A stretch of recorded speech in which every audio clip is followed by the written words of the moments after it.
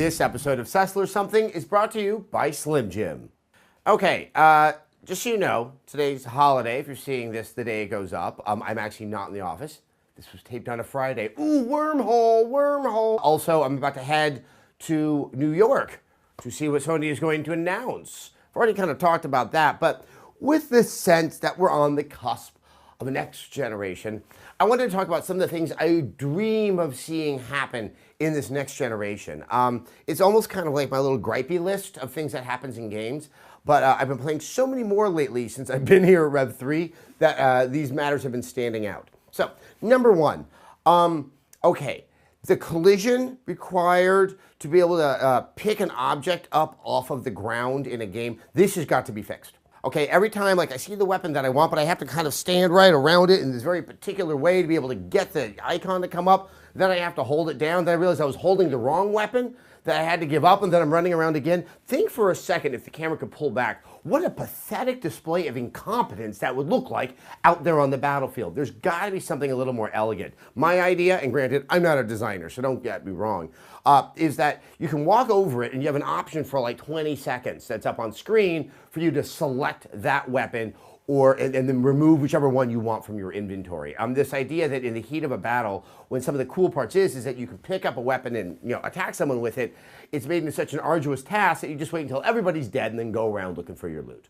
Anyway, that's number one. Number two.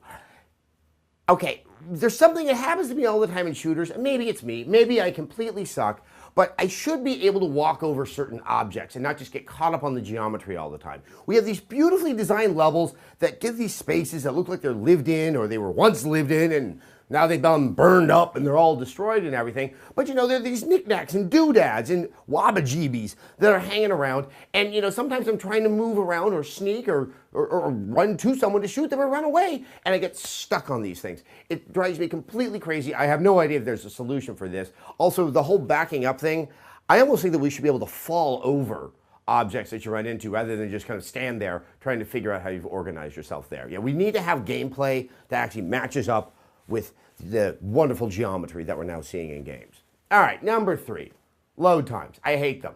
And you know what? They actually have more of an impact on games than just kind of, oh my God, I have to sit here getting through it.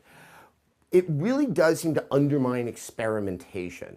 When you're punished with some long load time to get back into the game, you do play the game more cautiously. And so games that are trying to give you opportunities of do it your own way, well, you kind of just want to do it the way that won't make you die, and then you end up with a load screen. It really is one of the most disincentivizing aspects of games. I don't think there's any developer out there that is like, oh wow, I can't wait for our load screen, but we have new tech.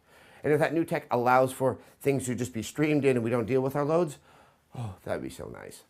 4, swimming levels. They don't work. They never will work. I don't care if the next gen brings some kind of crystalline tube that allows for VR signals to go right into your brain. Swimming levels will still suck. And number 5, I like something new. We already know there's going to be some new IPs, but I just really hope that these new IPs be really embrace doing something fresh and different. Hell, it could be an old game that just completely violates what its tradition was. But yeah, I think all of us have been feeling kind of this strain of the cost of games requiring people to have to play it really safe and just iterate. I just want those new games. But more importantly, it's not just on the developers and the publishers to put those new games out here. It's upon us to take a chance, to try to get behind something that might be a little bit uncertain. It may not be completely perfect, but it's doing something so interesting, so innovative that you want to encourage it and see it done better the next time down the road. That's going to be the healthiest aspect for our industry, because you know what? Games are probably going to cost more money to make, at least initially, for this next generation, as people are going through all the R&D and figuring out how to make it work on that console. So, I guess we're all in it together. All I can say is, oh my God, I can't wait to talk about something new. Okay, it's question time. Let's have a little fun here, because I don't know what's going to happen in New York. I'm going to answer a question about what I think about what's going to happen in New York, and we can all watch this and have a good chuckle if I'm completely wrong, which, I'm fully capable of completely being absolutely wrong. The question is from Danny Cantu. Hopefully that's your name. I rarely get to see names. Hey Adam, Do you think that the retirement of the DualShock controller is a good idea? And what are your thoughts about the leaked pics of the new controller that came out yesterday? Yesterday actually being yesterday to me, not yesterday to you. Oh, it's so difficult. Time, worlds colliding. I don't think the DualShock should be retired. It is a controller that many of us learned how to play games on.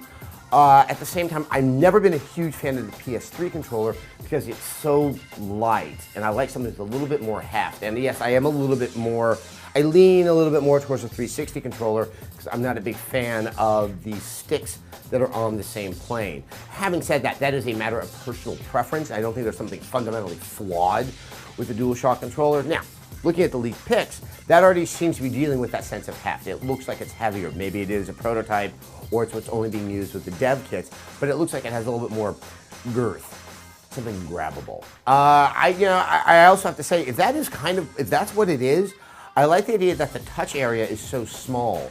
It's less just the aesthetics of it, but also kind of conveys a sense that this is something that is being made optional to game developers out there. It is something that can be incorporated into games, but it is not the point of identification for the controller or for the system. That shows a level of maturity that is in stark contrast to the 6-axis revelation almost 10 years ago, which was painful to watch. All right, let's see if it's got motion. Let's see if it's got touchscreen. Let's see if it's still called DualShock, whatever it is. Oh my God, we're gonna be talking about it.